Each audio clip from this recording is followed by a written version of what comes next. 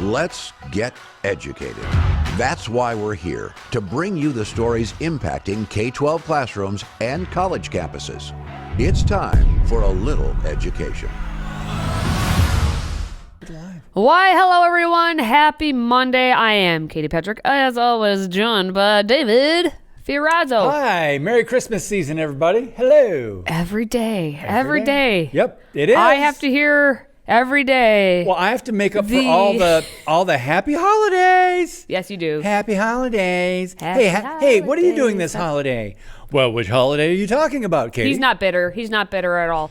Meanwhile, we want to welcome everyone who isn't bitter, who's watching on Facebook and Rumble. And as always, if you could light up like the Christmas tree, not the holiday tree, light up the chat like you would the Christmas tree for this entire show, and share this video right now. That would also be helpful. Let us know where you're from, what you're doing, how excited you are for Christmas, because we know that David is.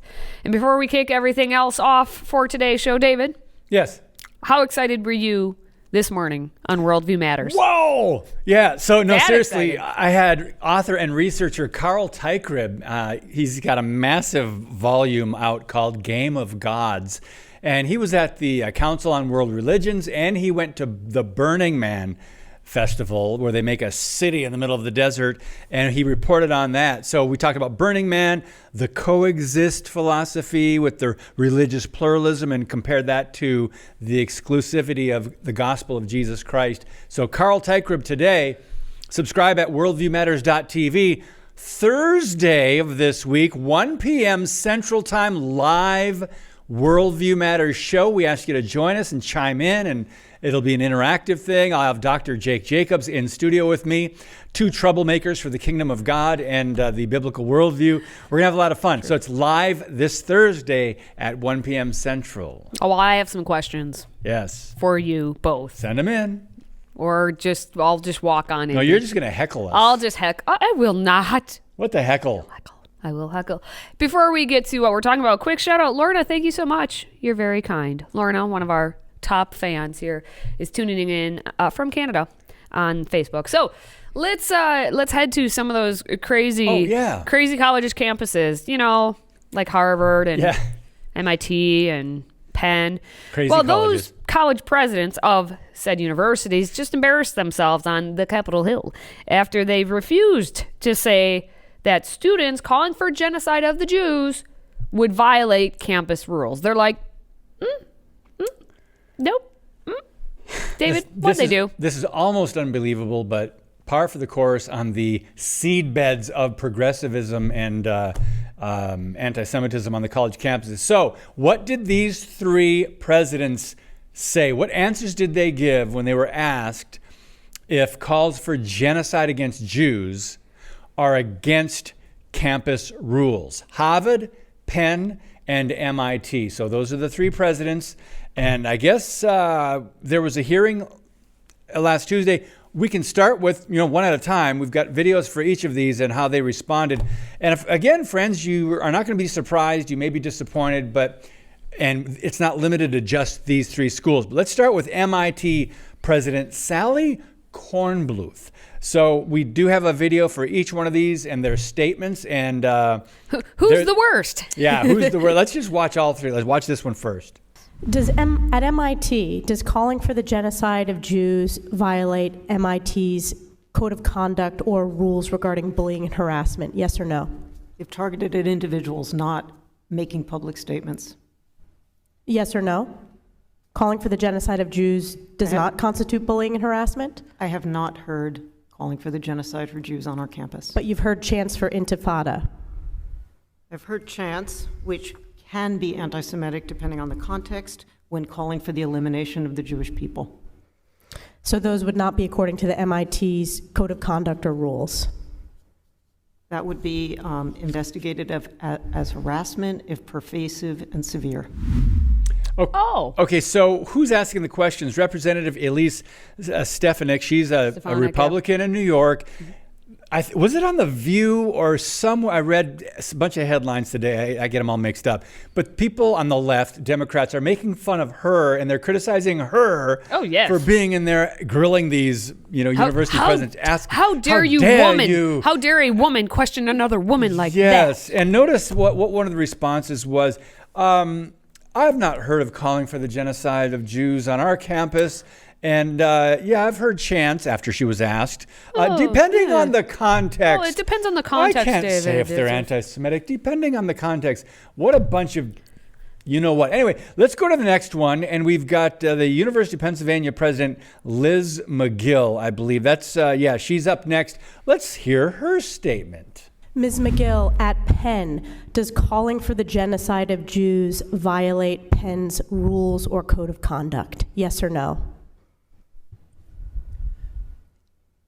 If the speech turns into conduct, it can be harassment. Yes. I am asking specifically calling for the genocide of Jews. Does that constitute bullying or harassment? If it is directed and severe or pervasive, it is harassment. So the answer is yes.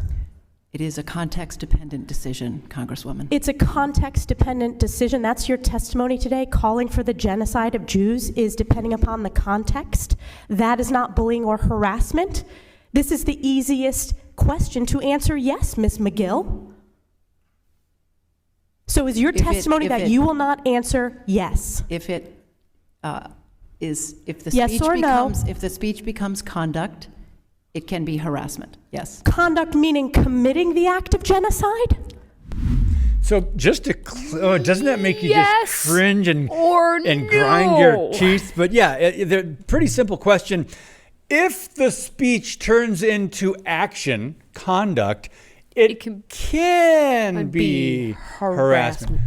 These are the useful idiots of the left, the Marxist communist left that are in charge of our universities in America. We should just go back in time. We have to get to another one more. Harvard University, top of the chain. But is not silence is violence, yes, but speech is also violence, David. We've been told, and I bet if someone wanted to do their due diligence, would go in to find these university presidents and find where they have said such things, because then you're going to go like, but you say here, and then now you're saying here, but which is it? Because they are talking out of both sides of their mouth. But let's go to Harvard. Yeah, President Claudine Gay. Oh, here's a winner for you. Anyway, let's just see how she responded, if it's any different.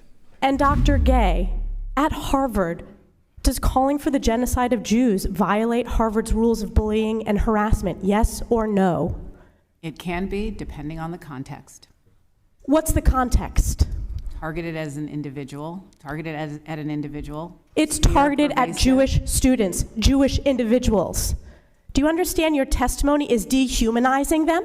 Do you understand that dehumanization is part of anti-Semitism? I will ask you one more time. Does calling for the genocide of Jews violate Harvard's rules of bullying and harassment? Yes or no? Anti-Semitic rhetoric. And is it anti-Semitic rhetoric?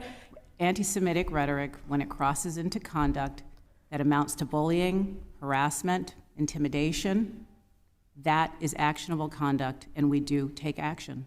So the answer is yes, that calling for the genocide of Jews violates Harvard Code of Conduct, correct? Again, it depends on the context. It does not depend on the context. The answer is yes, and this is why you should resign. These are unacceptable answers across the board. Yes, please resign. Hey-o. Do America a favor. We are embarrassed by you. And Katie, this is just so disappointing, but not surprising. That's their worldview. They are against the biblical worldview. They say DEI, diversity, equity, and inclusion. They promote that all day long, DEI, but they exclude Christians and Jews. Prove me wrong. Go ahead, Katie. Here's what's the brilliant thing about this whole thing is when Elise said that about the resigning, guess what happened? We got one wish. One of them resigned. One so far, but there have been calls now that the University of Pennsylvania's president actually did resign amid the backlash over her comments. And now if you look at the current news going out there, pressure is growing on university leaders after she resigned. So maybe one or two more might be out of a job by Christmas. Merry Christmas to all of us. Yeah, right.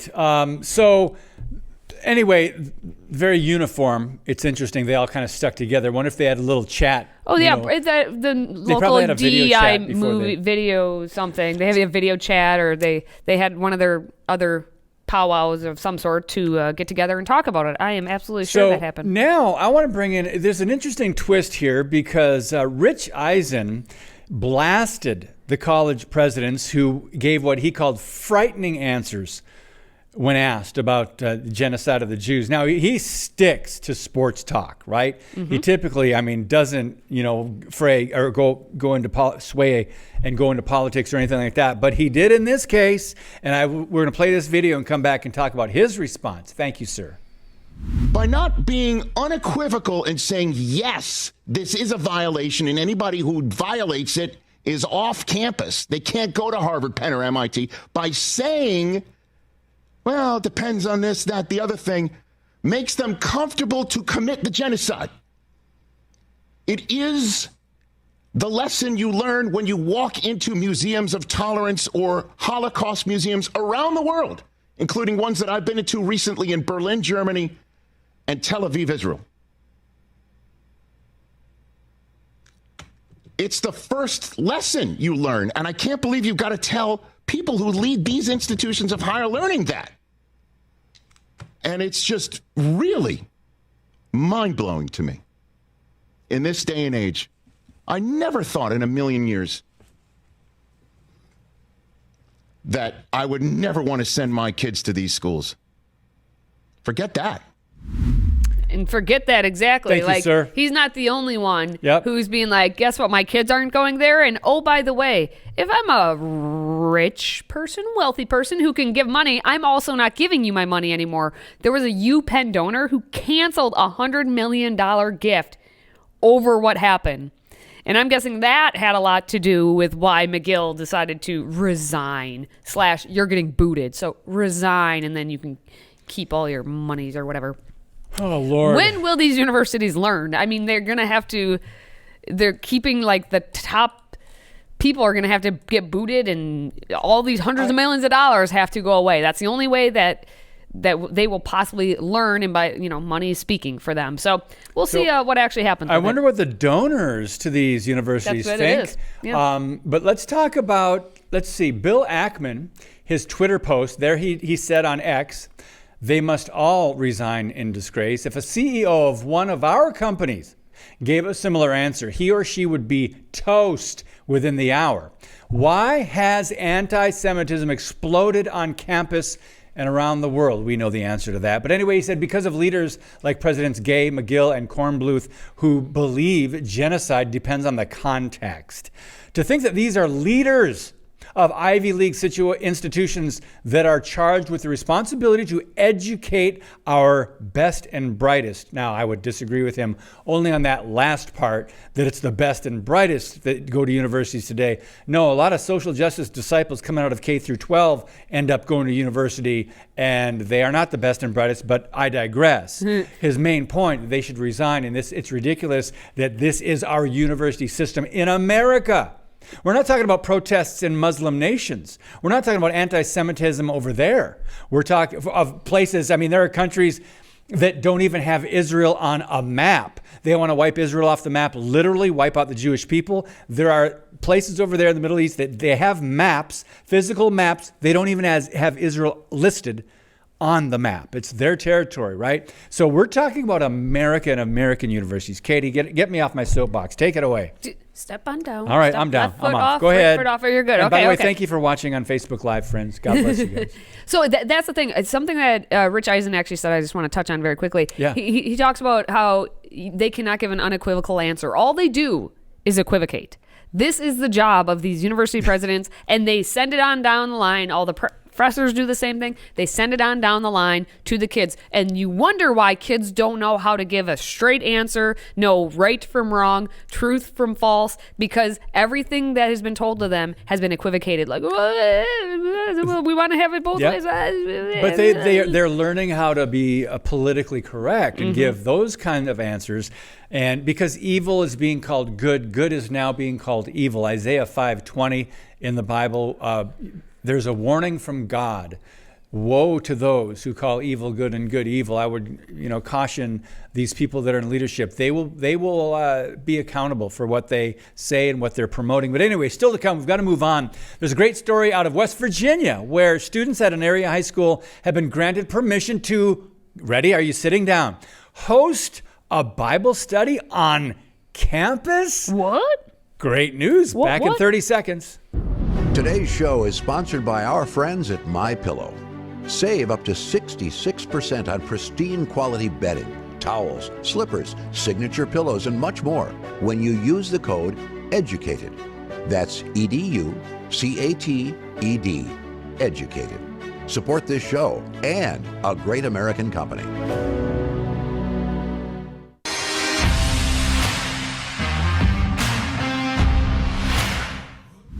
Well, here's something we need more of. We have a high school in West Virginia that will be offering a Bible study club for students who are interested in attending. Officials with Kanawha County Schools said that Bible study will be held before school at the South Charleston High School after they received a request from a student. Let's take a look. We got an email second week of November about a student-led Bible study. I reached out to the principal, student-sponsored. The student came and talked with the principal about it. Anytime there is a student-led club, there must also be a faculty representative. Kids come with a number of different ideas. The principal has a final say-so on the club. It really varies on the individual, what kind of club they want to start, and what the principal at our 8 high schools can work with the student and have an effective faculty sponsor. The club has been approved. It is optional for students and it will meet in the morning before school. Elliot Namey says as long as the club is student-led and organized. If students want to form their own group, that's perfectly fine. And if they want to have outside speakers come in to speak to that group, that's perfectly fine. They can have a priest, they can have an imam, they can have a rabbi. They can have whoever they want come in periodically to speak to those groups as long as it's balanced. Allenbacher says if a club has a guest speaker, forms must be filled out. Anytime we have somebody that would be there with the faculty rep and the students, we would have them fill out a volunteer form, just making sure we have everything covered. Well, this is an interesting story. Okay, here's David. Yes. You worked in radio. I worked in journalism, newspapers, and such. When you present a news package, the way you do, they present it in such a way. Very like dramatic. This is a Bible study group that students started. And they're allowed to have this. Let's emphasize. I know your point. Yes. I wonder if that was an LGBT glisten club. I wonder if the announcer would be a little bit more excited with inflections. They wouldn't even make it. The club to be at school. And they allowed the club. But now let's clarify something. It's optional for students, A, and B, it's not during school hours or class time. Okay? Correct. This is before classes. Similar to the good news clubs that there are in some schools where there are good news clubs, the Child Evangelism Fellowship, and also there are even satanic clubs. They're now having equal time after school hours, after school Satan clubs, I think they're called. So this is before school. Yep.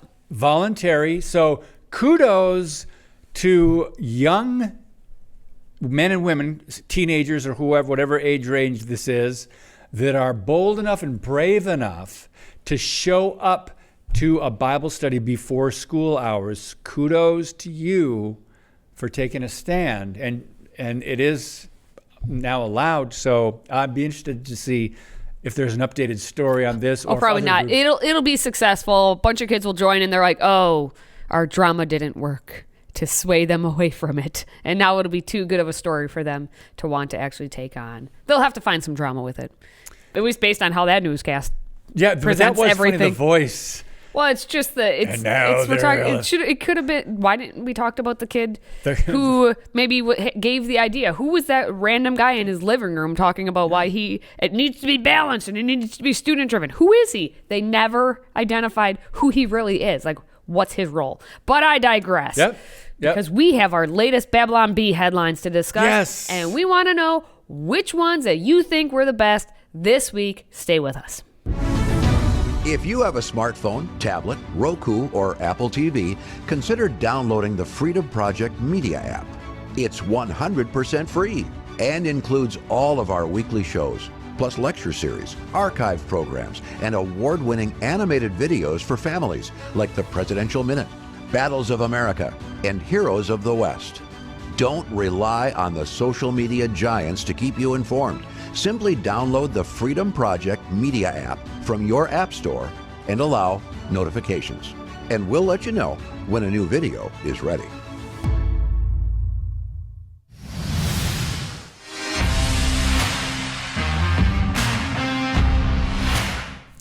It's time for the Bee before we wrap up the show for the day. Everyone's favorite satire site, the Babylon Bee. Here are this week's top 5 Babylon Bee headlines. How you be? So how you be, Katie? I'd be good. Katie, as always, has not seen or heard the headlines. Her reactions and responses will be spontaneous. So we picked our favorites. Now it's time for you to chime in with 1 through 5, whatever one you think is the best. Let's start with numero uno. Not all calls for genocide are bad. Say Ivy League presidents sporting cool new mustaches. And if you see the picture there, they've got the Hitler stashes. Number 2. Public educators warn low literacy rates may prevent kids from reading about gay sex. Oh, no. It's a warning. Ooh. Number 3, child grooming content on X reduced by 83% after Disney pulls ads. Number 4, Democrats say they need immigration to replace all the Democrats they aborted. Yep. Let's pause and think somberly about that. And finally, number 5, weird. Man becomes more conservative as he regains brain function. Jeez.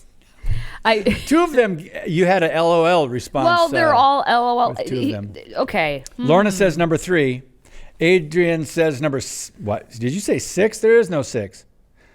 Anyway, Katie? All right. Well, here's the deal. I have to go with the timeliness of it. Okay. So I can't take number 4 because that's an always and forever that they need the immigrants to replace all the Democrats that they aborted. That is true always, yes. And number 5, you can't pick because the man becoming more conservative as he regains brain function. That's, again, a given. A given. I mean, that's not even satire. Yes, that's just, we call that truth. So it's either 1, 2, or 3. Although number 2 is also, number 3 is of a timeliest. This is a tough one. This is a tough one between 1, 2, or 3. I'm going to say 3 because with the whole pulling of Disney ads off of X, which we call Twitter, I haven't noticed. It reduced their child grooming by 83%. Now it would be if they did TikTok, if you would have put it on TikTok, if like Disney would have, but of course Disney and China. I mean, we're not going to separate those two. Well, so. Since this is educated, I've got to go with number 2. This is true. Public educators warn low literacy rates may prevent kids from reading about gay sex. And they're the problem for the low literacy rate. That's what's ironic about that one. So there's satire and irony in that one too, Randy Weingarten. Okay, that's gonna wrap up our top headlines of the week. More satire next time, friends. Or we could just start calling it truth because Babylon Bee is as close to truth. I mean, most of them today were like, okay, well, that's it. Yeah. I've had that. It's been more and more. It's not so much satire as it is. That's why they truth, started that's what satire's point is that it is very close to what is truly happening, and then you have something outrageous with it, right? Yeah. Well, anyway, that's gonna wrap up today's live episode of Educated. Now, of course, if you are a fan of our show, which I would assume you are since you're watching it right now, if you would, take a moment here and maybe please consider supporting our end of the year fundraiser to raise money for the production costs. Any amount obviously would be greatly appreciated. Any dollars you would give in any currency we'll take. We'd appreciate it. However, if you have $99 to give and you want to be cool like David and myself, we would love to send you our stainless steel American Patriot tumbler that is etched with the muscular likeness of our very first president. His name, George Washington. So that's George on there. That is a good old George on our little. That's George before here. He went on the keto diet. Yeah, he might have been taking steroids on this one. I'm not sure. I can't verify. I trust but verify. So if you would, please visit patriotclub.us to get signed up. Again, patriotclub.us, and you can make a tax-deductible donation today. We appreciate all of you. And now for David and myself, thank you for watching, thank you for listening, and thank you for supporting what we do. Until next time, stay educated.